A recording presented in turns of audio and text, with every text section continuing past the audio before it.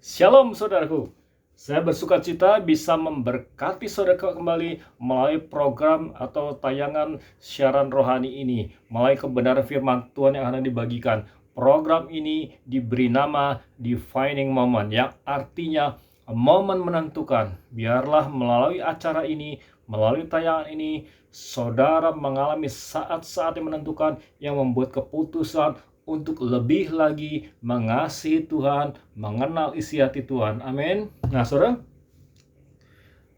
pada siang hari ini saya merasa dituntun Tuhan untuk menyampaikan pesan yang berjudul mengandalkan Tuhan.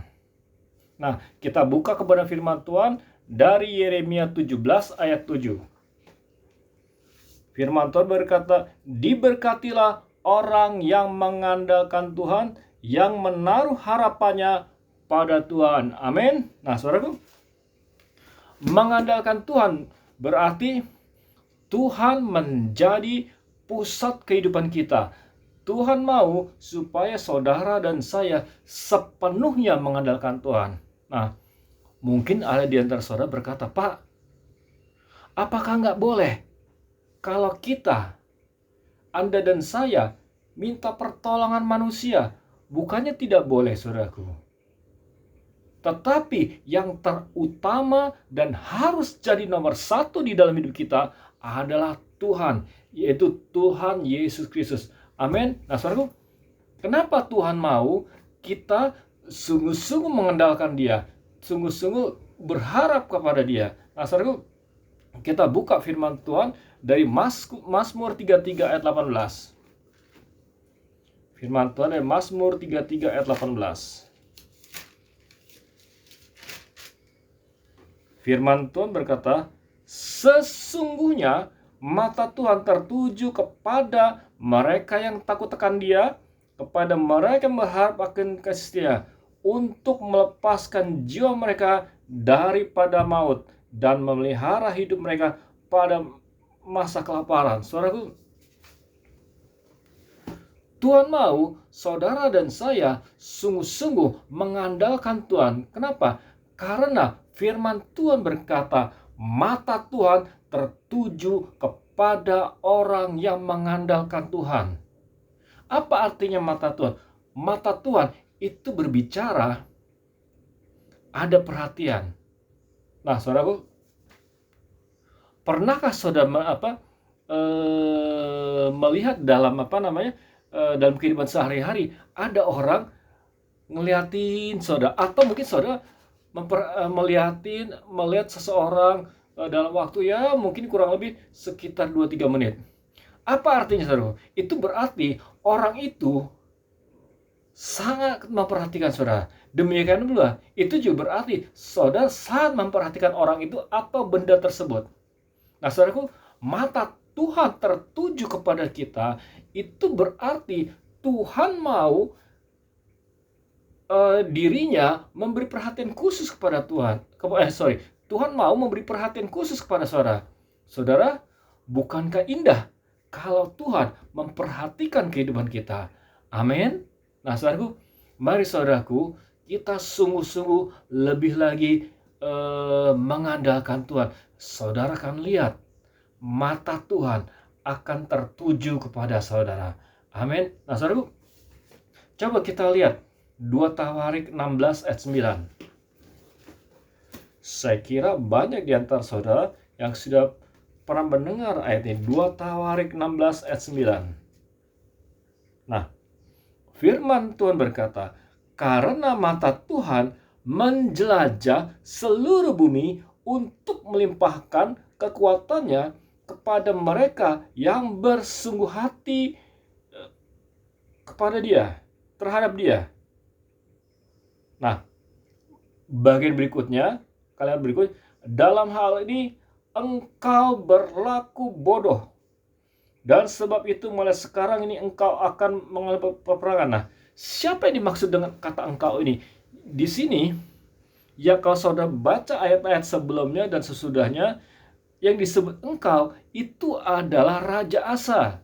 Nah, saudaraku, Raja Asa itu pernah diserang oleh sebuah bangsa yang lebih besar daripada Raja Israel. Nah, saudaraku, kalau saya perhatikan kisahnya di 2 Tawarik 16 ini ceritanya Raja Israel, Asa ini Raja Yehuda.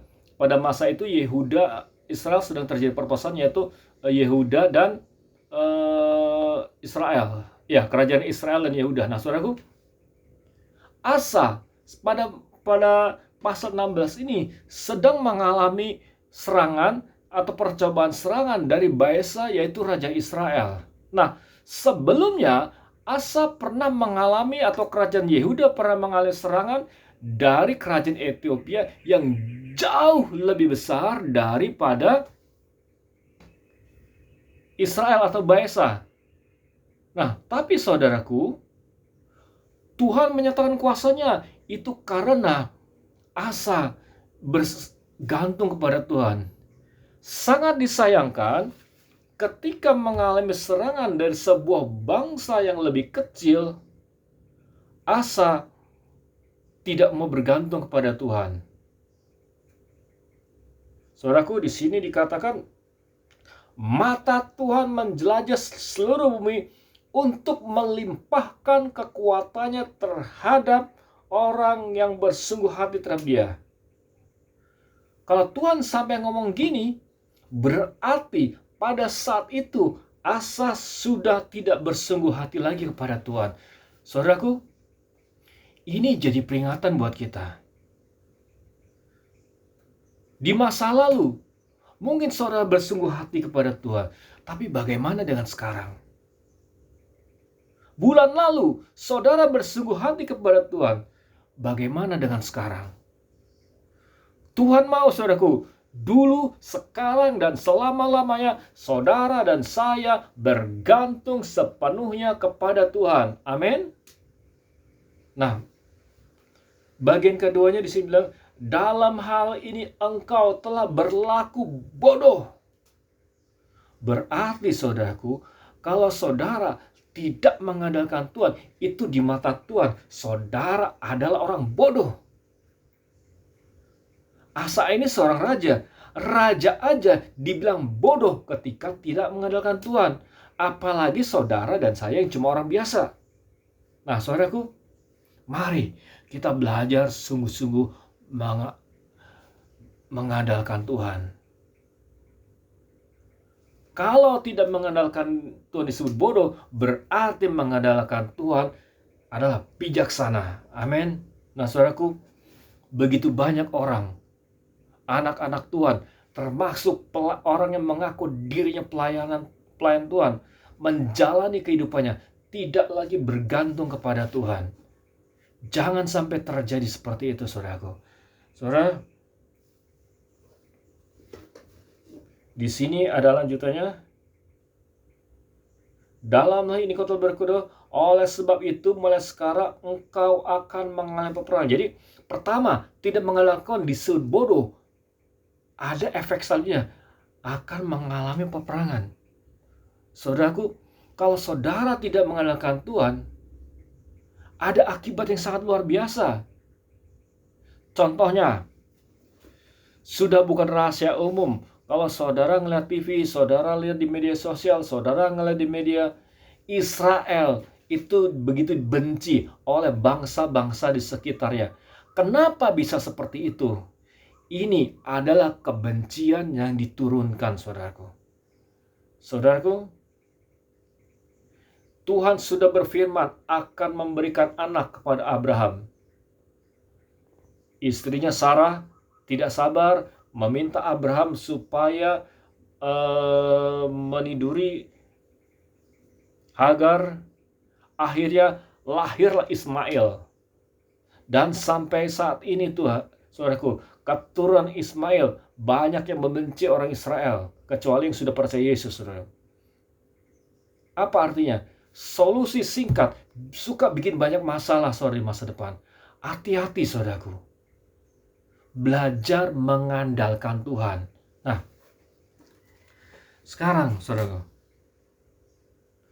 kenapa lagi kita harus belajar mengandalkan Tuhan? Kita lihat, saudaraku, di Yeremia 17 ayat 1. kembali ke Yeremia 17, tapi kali ini kita lihat dari ayat 1.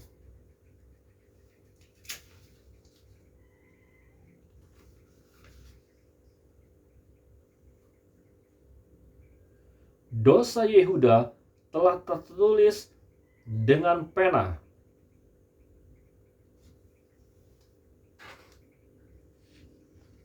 yang matanya dari intan dan terukir pada loh hati mereka, pada tanduk-tanduk mezbah mereka, sebagai peringatan terhadap mereka, mezbah mereka dan tiang-tiang berhala mereka memang ada di samping pohon yang rimbun di atas bukit yang tinggi. Nah, ayat 3, yakni harta kekayaanmu dan segala barang perbendaharanmu akan kuberikan dirampas sebagai ganjaran atas dosamu di segenap daerahmu. Saudaraku,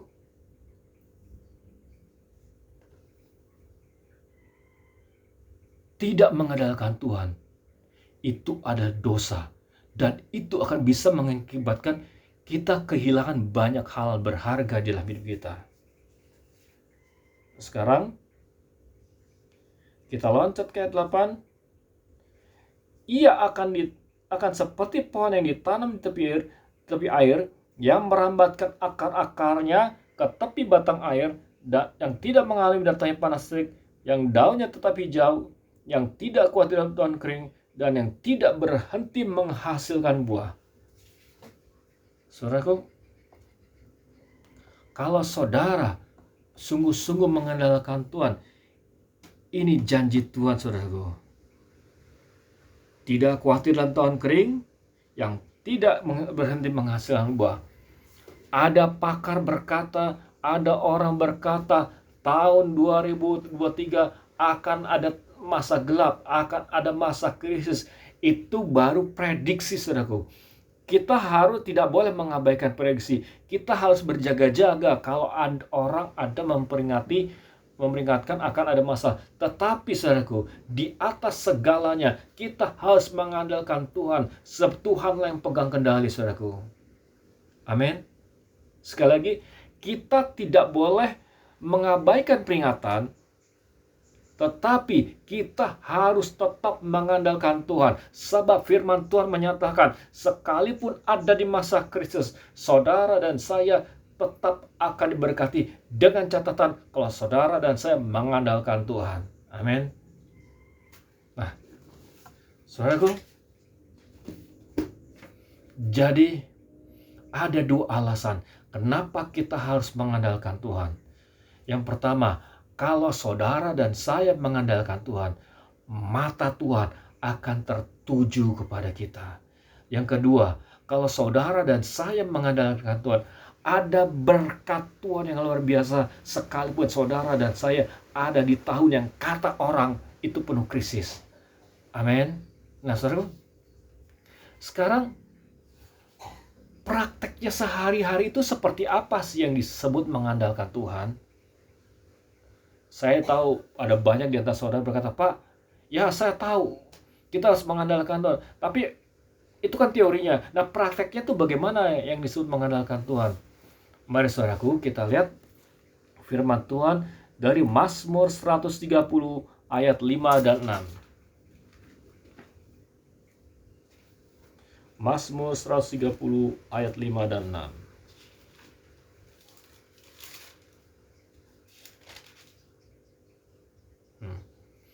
Firman Tuhan berkata, aku menanti-nantikan Tuhan, jiwaku menanti-nanti, dan aku mengharapkan firman-Nya.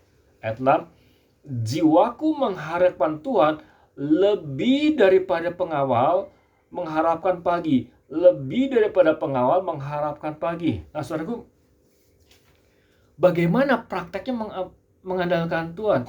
Yaitu saudara dan saya harus menanti-nantikan Tuhan. Nah, mungkin saudara bertanya, kenapa Tuhan dinantikan? Apakah Tuhan akan kabur? Nah, saudaraku, yang disebut menanti-nantikan Tuhan adalah saudara dan saya harus menyediakan waktu untuk berdoa dan mendengarkan firman-Nya, saudaraku. Sekali lagi, yang disebut menantikan Tuhan saudara dan saya harus menjadikan waktu untuk berdoa dan mendengarkan firman-Nya. Saudaraku, firman Tuhan berkata, jiwaku mengharapkan Tuhan lebih daripada pengawal. Lebih daripada pengawal mengharapkan pagi ini. Kalimat lebih daripada pengawal mengharapkan pagi sampai diulangi 2 kali, saudaraku. Saudaraku, kalau orang hatinya sungguh-sungguh haus untuk mengenal isi hati Tuhan, dia akan meluangkan waktu pada pagi hari untuk berdoa, menyembah, dan mendengarkan firman Tuhan.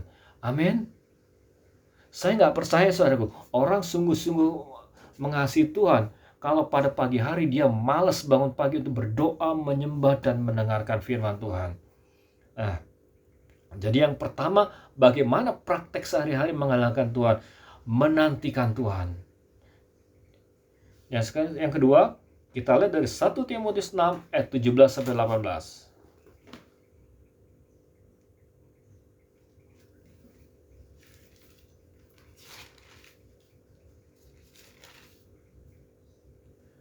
Firman Tuhan berkata, peringatkanlah kepada orang-orang kaya di dunia ini agar mereka jangan tinggi hati dan jangan berharap pada sesuatu yang tak tentu seperti kekayaan, melainkan pada Allah yang dalam kekayaannya memberikan kepada kita segala sesuatu untuk dinikmati. Ayat 18, peringatkanlah agar mereka itu berbuat baik, menjadi kaya dalam kebajikan, suka memberi dan membagi. Nah, saudaraku, yang kedua, prakteknya bagaimana mengandalkan Tuhan, belajarlah memberikan harta kita dalam kasih dan ketaatan, saudaraku. Nah, saudaraku, di sini kita ketika saudara memberi, kita belajar melatih diri kita supaya tidak terikat dengan uang. Nah, begitu banyak orang, saudaraku, bahkan orang yang sangat kaya sekali, ketika dengar kata krisis, mereka ketakutan. Kenapa? Karena mereka tidak terbiasa memberi dalam kasih dan ketaatan. Nah, saudaraku, sampai saat ini pesan tentang perpuluhan dan persembahan selalu saja menjadi bahan perdebatan, saudaraku. Selalu menjadi bahan pro dan kontra. Nah, saudaraku, yang menjadi persoalan adalah bukanlah persembahannya, bukanlah uangnya, saudaraku. Tetapi, saudaraku, Tuhan mau kita memberi, karena dari memberi kita belajar mengikis rasa takut terhadap keadaan tidak menentu. Tuhan mau melalui memberi, Tuhan mengikis rasa cinta kita akan uang, saudaraku. Nah, jadi yang pertama, bagaimana cara mengandalkan Tuhan? Menyediakan waktu untuk Tuhan. Kedua, menyediakan uang kita untuk memberkati orang lain, saudaraku. Nah, saudaraku, kita lihat Mazmur 37 ayat 21.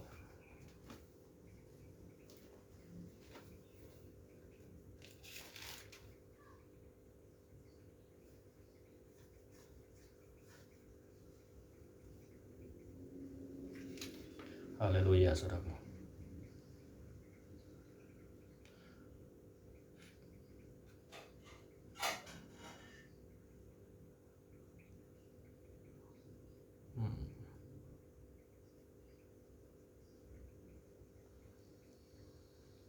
Firman Tuhan berkata, orang fasik meminjam dan tidak membayar kembali, tapi orang benar adalah pengasih dan pemurah. Amin. Nah, firman Tuhan juga berkata dalam ayat 1-nya, jangan marah karena orang yang berbuat jahat, karena jangan iri hati kepada orang yang berbuat curang. Amin.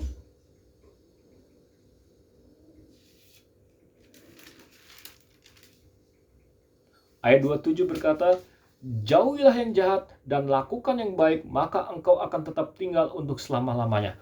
Nah, saudaraku, yang ketiga, bagaimana mengandalkan Tuhan?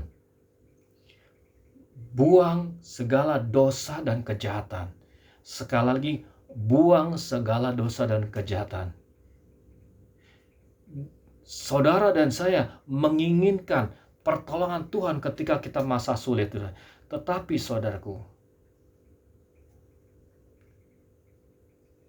Tuhan mau kita membuang segala kejahatan dan dosa, saudaraku. Jangan main-main dengan dosa. Jangan main-main dengan kejahatan. Saya sedih sekali kalau ada orang mengaku anak Tuhan tapi masih melakukan yang jahat. Bahkan ada orang melakukan dengan cara-cara jahat, saudaraku.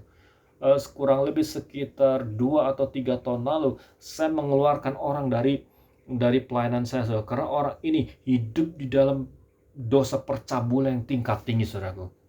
Nah, saudaraku, mungkin saudara berkata, Pak, itu dia tetangga saya atau kenalan saya hidupnya dalam kenajisan, tapi kok tetap kaya. Nah, saudaraku, dengar baik-baik. Kalau seorang hidup dalam kenajisan, tapi tetap diberkati, dia bukan sedang diberkati, tapi dia sedang dibiarkan Tuhan. Karena itu, saudaraku, jangan pernah main-main dengan dosa. Amin. Nah, saudaraku, memang benar, saya tidak memungkiri ada kalanya orang hidupnya ngaco, tapi dia tetap kaya. Saudaraku, saudara juga harus memperhatikan orang lain. Mungkin orang itu hidup kenajisan, mungkin orang itu hidup berzina, tetapi di saat bersamaan dia rajin, saudaraku.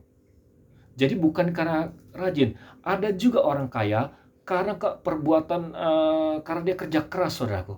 Nah, jadi hidup dalam kekudusan, hidup dalam firman, dan kerja keras itu harus berjalan bersamaan.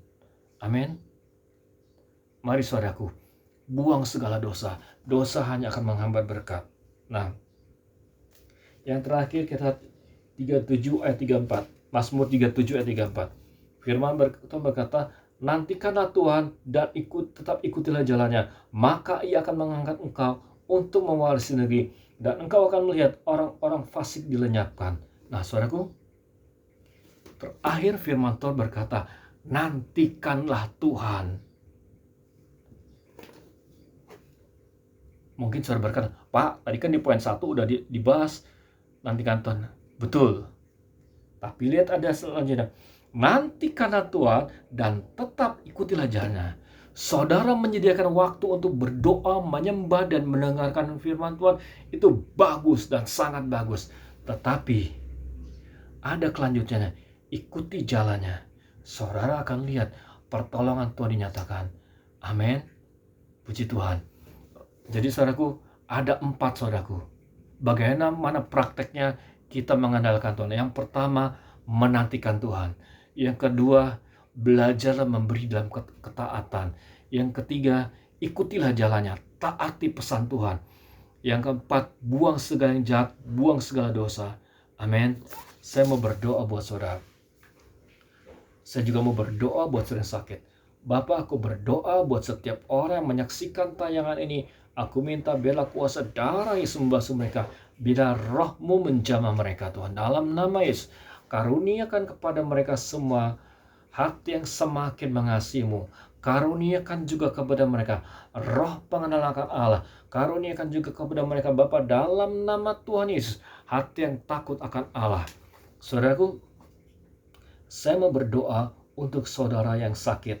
Nah, saudaraku, sebelum saya mau berdoa, saya mau sampaikan ke saudara, saya tidak bisa menyembuhkan saudara. Sekali lagi, saya tidak bisa menyembuhkan saudara. Yang bisa menyembuhkan saudara adalah Tuhan Yesus. Sebab Tuhan Yesus adalah Tuhan di atas segala Tuhan dan Raja di atas segala Raja. Amin.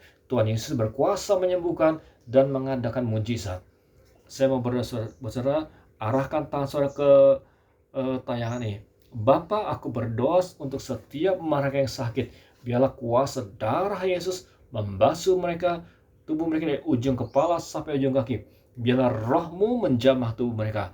Dalam nama Tuhan Yesus, aku berkata kepada semua tubuh yang sakit, dalam nama Yesus, jadilah sembuh dan bebas dari sakit penyakit. Di dalam nama Yesus, setiap pekerjaan setan yang ingin membuat tubuh umat Tuhan sakit, dalam nama Yesus aku perintahkan sekarang juga pergi dan tinggalkan mereka semua. Setiap bakteri, virus, aku perintahkan pergi dan tinggalkan mereka semua. Dalam nama Yesus aku berkata kepada tubuh yang sakit, dalam nama Yesus jadilah sembuh dan bebas dari sakit penyakit. Saudara, Tuhan memberi tuntunan kepada saya untuk mendoakan saudara yang sakitnya, yang jantungnya saat ini sedang dalam keadaan sakit. Letakkan tangan saudara atas bagian tubuh yang sakit. Maksud saya atas jantung saudara sakit. Aku berdoa ya Bapak dalam nama Yesus buat umat Tuhan yang jantungnya saat ini dalam keadaan sakit. Biarlah kuasa darah Yesus membasuh jantung mereka. Biarlah roh-Mu menjamah jantung mereka. Dalam nama Tuhan Yesus, setiap pekerjaan setan dan kuasa kegelapan yang ingin membuat jantung mereka sakit, aku perintahkan pergi dan tinggalkan mereka dalam nama Yesus. Dalam nama Yesus, aku berkata kepada setiap jantung yang sakit, dalam nama Yesus, jadilah sembuh dan bebas dari sakit penyakit. Setiap jantung yang rusak, dalam nama Yesus, menjadi kebaru kembali.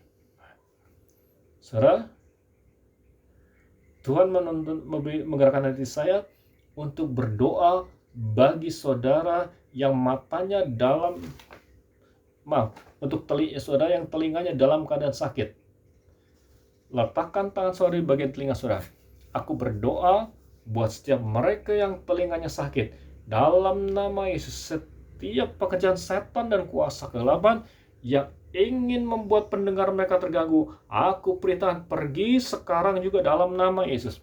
Dalam nama Yesus, aku berkata kepada telinga yang sakit, dalam nama Yesus jadilah sembuh dan bebas dari sakit penyakit.